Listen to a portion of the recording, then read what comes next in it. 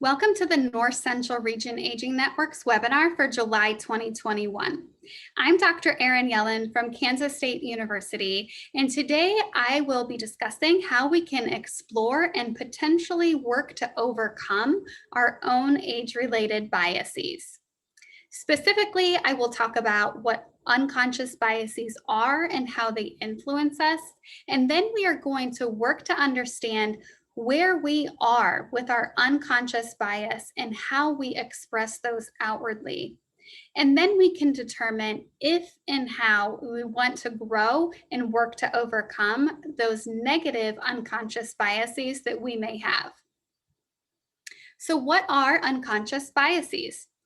First, unconscious biases and implicit biases are synonymous terms that are oftentimes used interchangeably, and you'll probably hear me use both. But unconscious biases or implicit biases are the social stereotypes that occur outside of your own conscious awareness. Everyone holds unconscious beliefs about various social and identity groups, and we'll explore some of those unconscious beliefs soon. But first, how prevalent is bias and why does it matter? Bias is similar to the air that we breathe and the water that we drink. It's everywhere around us and it is pervasive inside our own minds.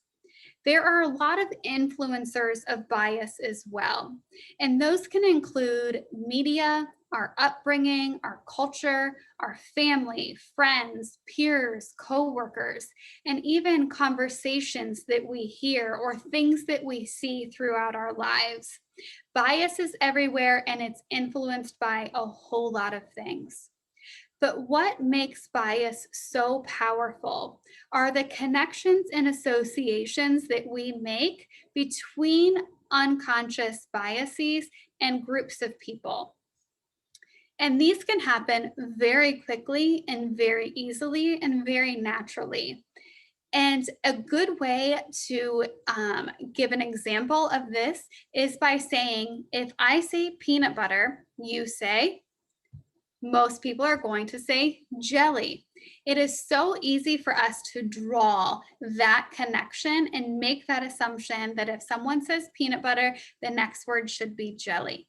Unfortunately, this same ease of connection can occur within our implicit biases as well.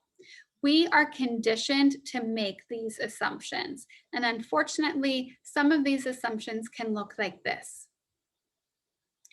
Research has shown that when individuals are shown a picture of a Black man or they're told a story about Black men, oftentimes individuals will equate that with violence or with Black men being violent individuals.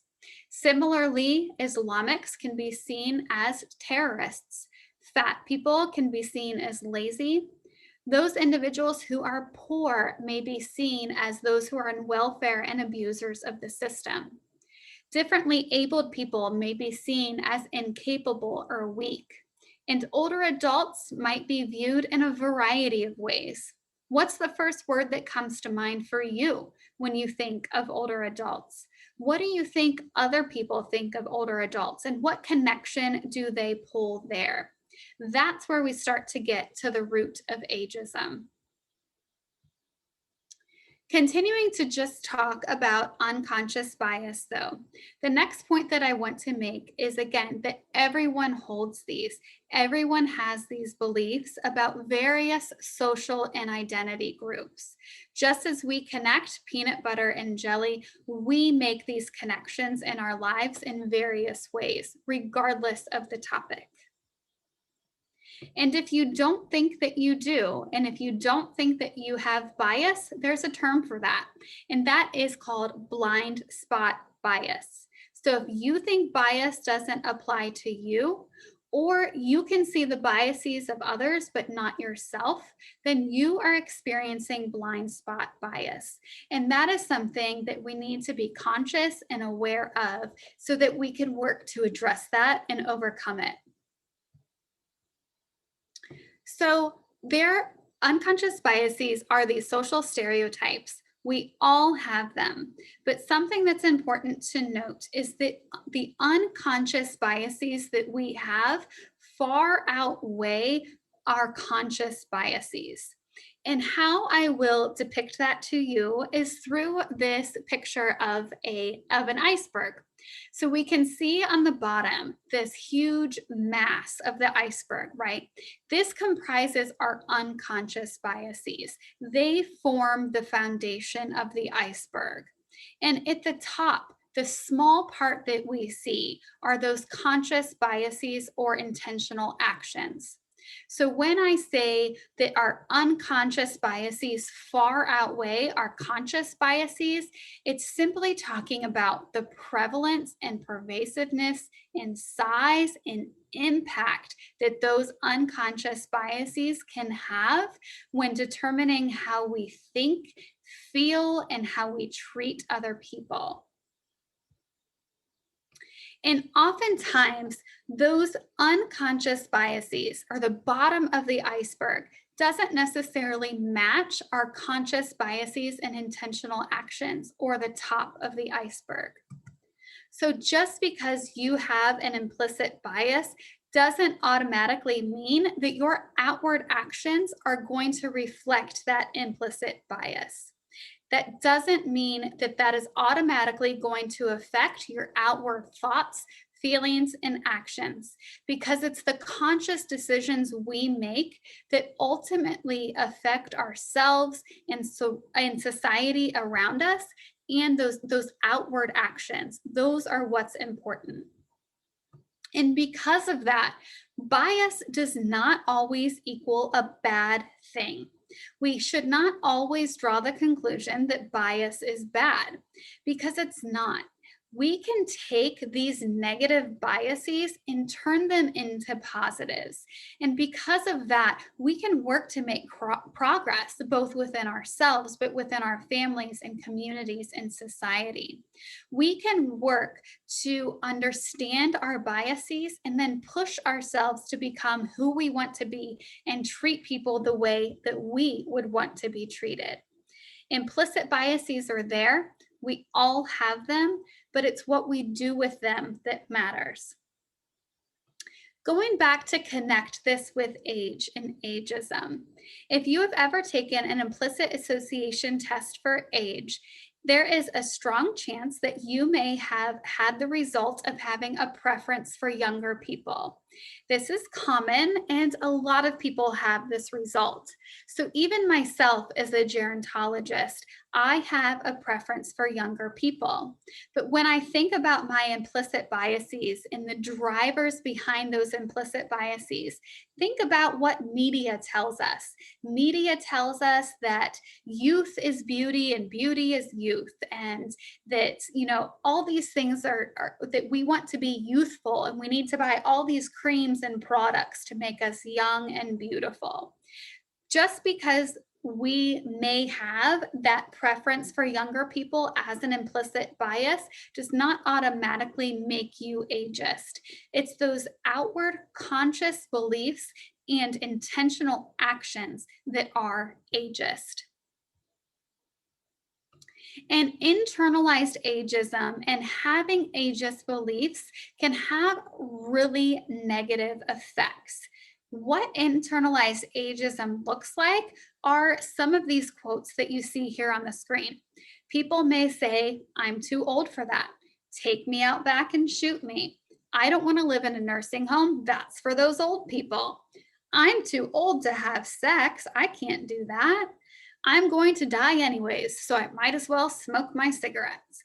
Or, "I'm not going to the senior center with all of those old people."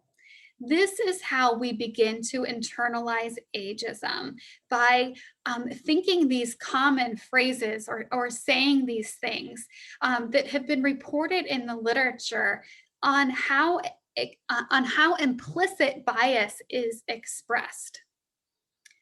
So, what happens when we express these things, and more importantly, when we believe and internalize these things? That internalized ageism has really significant negative health consequences, including having a lower life expectancy, higher blood pressure, reduced self-esteem, and reduced motivation. So when we hold these unconscious biases and we allow those to permeate our thoughts, feelings, and actions, we can then experience ageism and perhaps outwardly reflect ageism. But we can also inwardly reflect that ageism by internalizing it. And that can have very negative health consequences if we don't work to push back against those unconscious biases. So we have covered that these unconscious biases are those social stereotypes that are that occur outside of our own awareness. Everyone has them. We have a strong foundation of unconscious biases that feed into how we may express our conscious biases and intentional actions. And what we experience as unconscious biases are oftentimes incompatible with our conscious values. So, what's the next step in addressing these biases?